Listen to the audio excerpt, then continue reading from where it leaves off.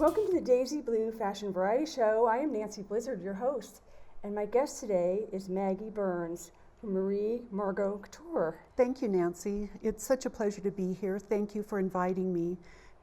Tell me how you got started in fashion. Oh goodness, it goes back a long time. I learned to sew when I was, I think around in the 4th or 5th grade. I was in 4-H and I made cute little aprons and different things. And I came from a large family. I've got 7 siblings. And so I've got 3 sisters, and you can imagine that my mother did a lot of sewing. So through the years, she taught me how to sew. And when it came time for the prom or we needed a special dress for a special occasion, we were always the most fashionably dressed girls at the school. And what do you like about bridal? Oh, bridal is such a special occasion. There are a couple of things that really pointed me in that direction. One is that it's the most wonderful day of a woman's life to that point in her life, and she's very excited, she's very optimistic for the future, and it's just, there's just something so magical about the day. Part of it is that it's my belief that weddings are a ritual, and that's not a big surprise to anyone, but ritual is what makes us become a civilization, and to be part of a time-honored ritual as a wedding is it's just something that's spectacular in my mind. Another thing that I like about doing bridal is that each of the custom gowns that I do is one of a kind. It's kind of my duty to help her, help guide her into a dress that would be perfect for that occasion, and still to retain her personality and her comfort level with the dress.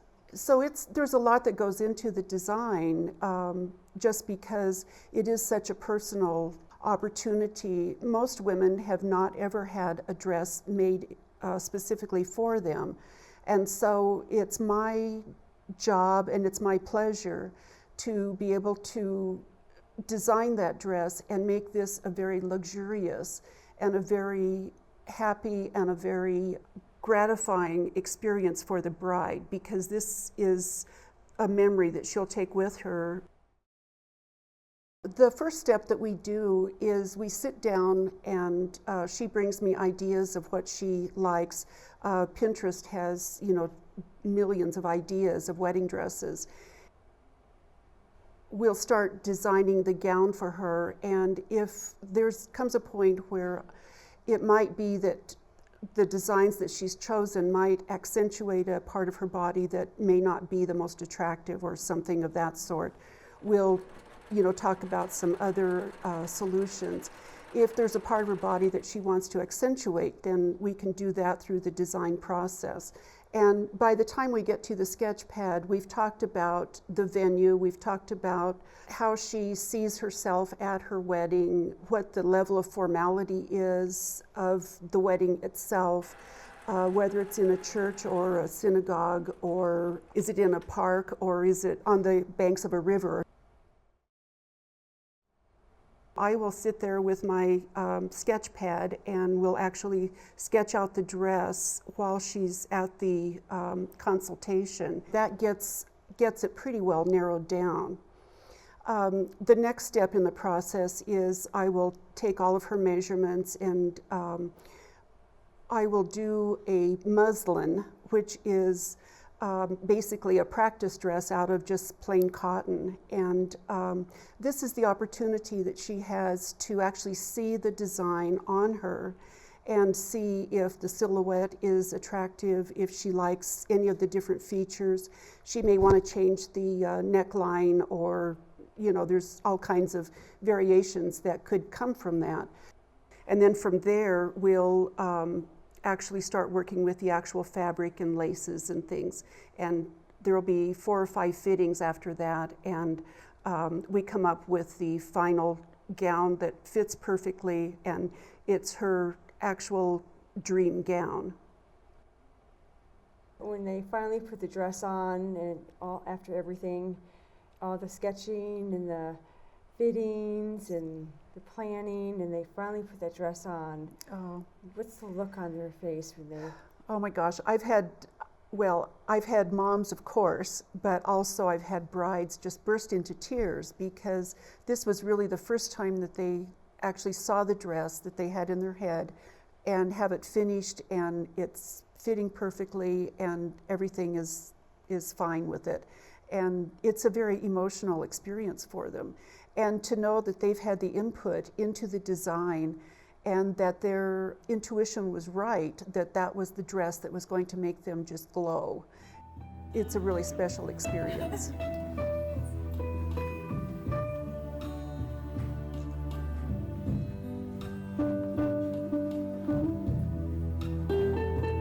I would love to see one of your models. Germany is wearing basically a column dress, and this is of fabric that is what they call laser cut satin. And so the border in the satin comes that way when we buy the fabric. The border is a little bit stiff at the bottom. It kind of dictates what kind of a style we'll turn up with. On this particular dress, I knew that I wanted it to be a column dress and I wanted it to be strapless. And to soften it, I added the embroidery edge tool to drape down the back. Would you turn? Yes. And show us the back. The back of this dress is beautiful too. The tool adds just a softness to it. It gives an ethereal quality that I was really looking for in this particular dress. It's got just enough sparkle to be fun, and yet it's not an over-the-top dress that many girls might be uncomfortable with as far as too much sparkly. What materials do you like to work with? Well, my favorites are anything silk, and silk is just such a beautifully workable fabric. It drapes so beautifully, and it actually does what you tell it to do. Some of the synthetics, you have to kind of struggle with them to get them to work. Stacia is wearing a more traditional look. We did the original or authentic Alençon lace on the bodice. And then Stacia, if you can show the side at your elbow where there's a little bit of a peekaboo through the lace there at your hip bone. Just adds a little bit of zazz. That's nice. And then we added the gloves that give a really upscale, uptrend look to the gown. And one of the things that I've also done is emphasize the need for brides to have a little bit of flexibility at their wedding. So I could envision that this bride wearing this dress would come down the aisle in this flowy, more ethereal skirt. And then, Stacia, could you remove the skirt? And then when you remove that skirt, you've got a totally different look for the reception. Many of the gowns that I design have some element that can either be removed like a skirt, or some of them are basically a silk slip dress and then have a tulle overlay with beautiful lace on it. And the lace is positioned so that it coordinates and it accentuates the dress overall. So, you know, they do have a specific look for each part of the evening. Let's see another model too. Oh, okay. This is one of our dresses, Kata. I'm right now in the process of making a gown for a real bride that will be black and it will be in tulle. So this was kind of my practice dress to get ready for that. So Katka, if you would like to turn. Oh, it's beautiful. So again, the bodice is covered with an Alençon lace, but this is not beaded, does not have any rhinestones or sequins on it. The flower at the waist was one that I made. It ended up on her waist, but it goes well. It does. It really does. That is a beautiful dress.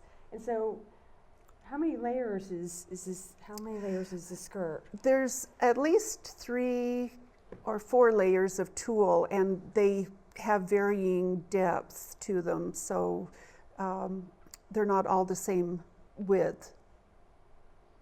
But I did trim the bottom edge in lace to define the train.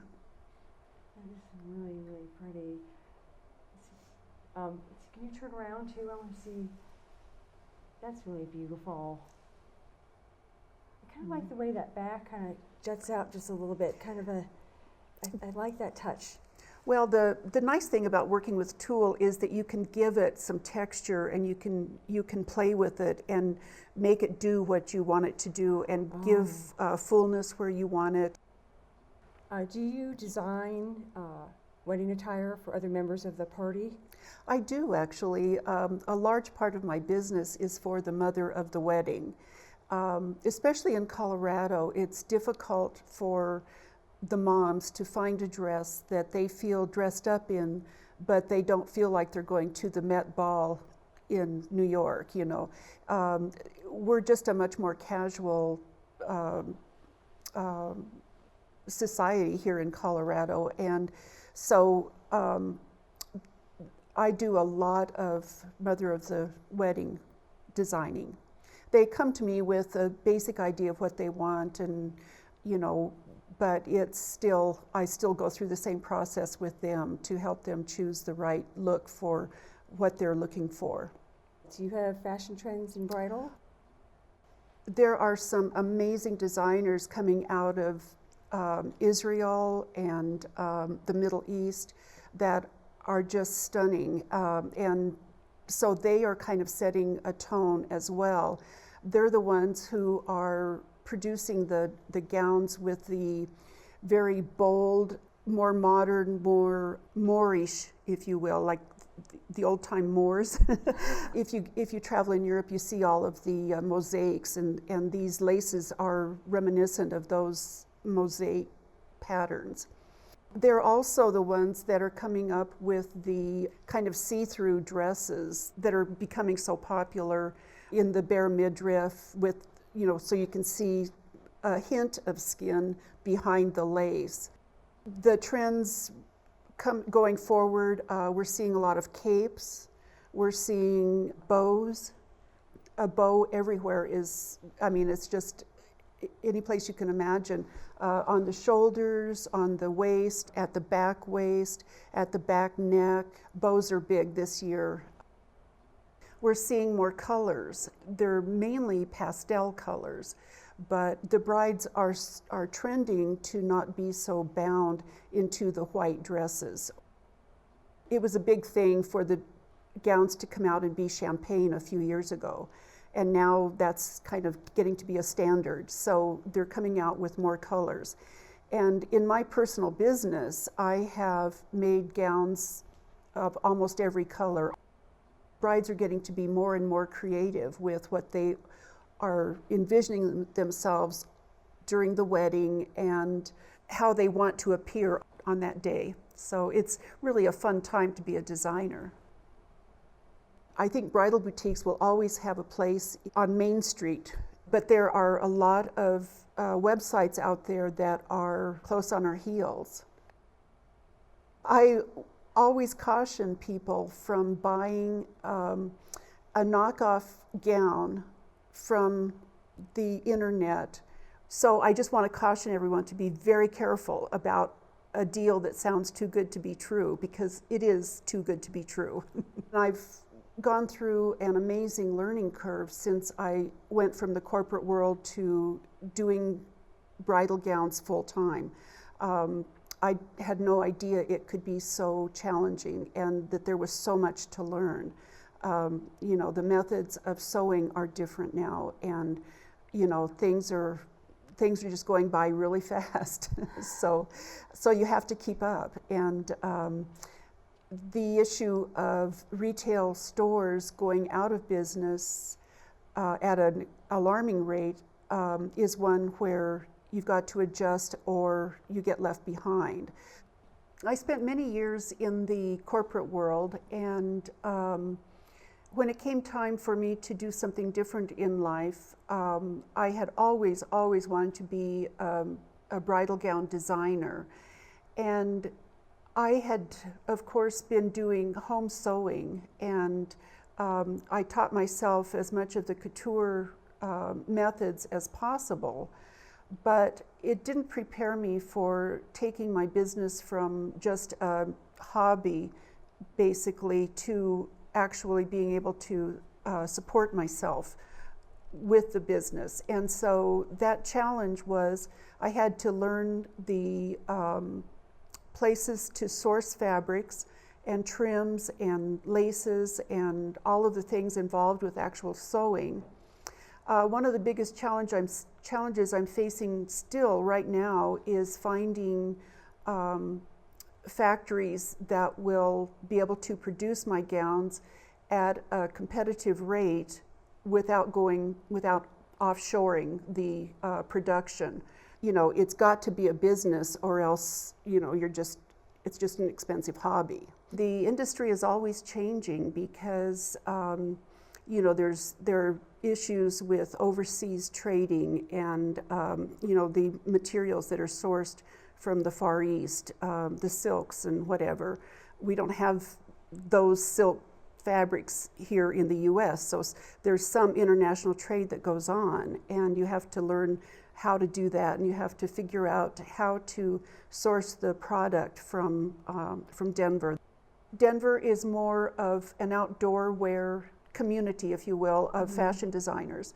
And, you know, like they moved the outdoor trade show to Denver from Salt Lake here just this last season. So I see that part of the fashion market continuing to grow in Denver, but I don't see the bridal and special occasion sourcing coming to Denver. There are so few of us that do this in town that I just don't see that as realistic right now. Finding all of the different people that go into making a production happen is a big challenge from Colorado.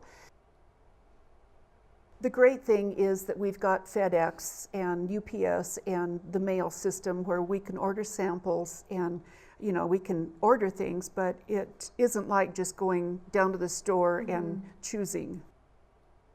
And so you have been in quite a few fashion shows, haven't you? You know, I've been so privileged to become a member of the Denver fashion scene. My first fashion show was one that Brandy Shigley had produced, and that was about 8 or 9 years ago, and it was just a really small one. And then I just kept trying to get out there and just try to be involved in more and more fashion shows. I've been so privileged to be able to show in the Red Ball for several years. And then I've also worked with the Denver Fashion Weekend for several years, and then I participated in their first bridal show just recently. Oh my gosh, yes, congratulations. Wow, Thank you. That's wonderful to be invited to all those fashion shows. Well, it is an honor, and as a result of being in the shows, I've gotten invitations from all over the world to appear in fashion shows, and that is certainly an ego booster. Dubai, Milan, Paris, New York, London, Los Angeles, Miami, I mean, you name it, Vancouver. So these fashion show production companies are always looking for new talent. So fashion shows are a good way to have them find us. You can design all you want, and there's always a place to show. There's always a fashion show here and there. In order to be a real business, you have to approach it as a business, and so that's what I'm concentrating on right now. I'm trying to get better at social media. I'm trying to get more exposure, doing marketing campaigns. It's got to be a business, or else it's just an expensive hobby. And do you make any dresses for boutiques, or do boutiques contact you for? Well, I'm actually in the process of taking my business to the next level, and I'm going to be producing a collection that I call the Dream Bride collection that will be for sale in boutiques.